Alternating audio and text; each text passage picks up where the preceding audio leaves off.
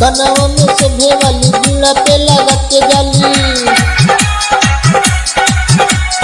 कनवा में शोभे वाली जुड़ा पे लगा के जाली, कनवा में शोभे वाली जुड़ा पे लगा के जाली।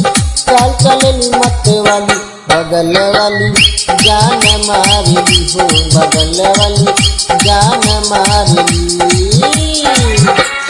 कनवा में शोभे वाली जुड़ा पे लगा के जाली, कनवा में शोभे वाली जुड़ा पे लगा के जाली, कनवा में शोभे वाली जुड़ा पे लगा के जाली। चाल चलेली मत वाली बगल वाली जान मारली हो, बगल वाली जान मारली।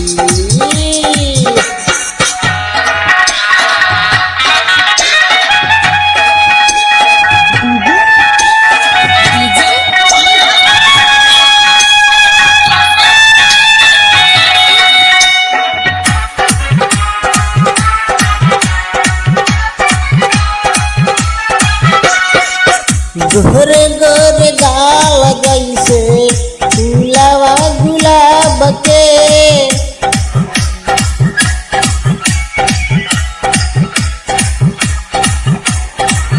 आँखिया में नासा जैसे इंग्लिश शराब के, आँखिया में नासा जैसे इंग्लिश शराब के।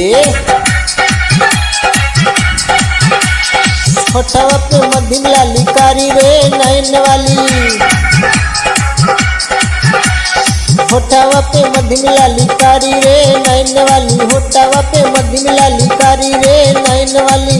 चल चलेली मत वाली बगल वाली जान मारली हो, बगल वाली जान मारली। दोस्तों हमारा सॉन्ग कैसा लगा? अगर आपको अच्छा लगा तो अपने मित्र के पास शेयर करें। और हाँ दोस्तों, हमारे चैनल को सब्सक्राइब करना ना भूलें। ठीक है दोस्तों।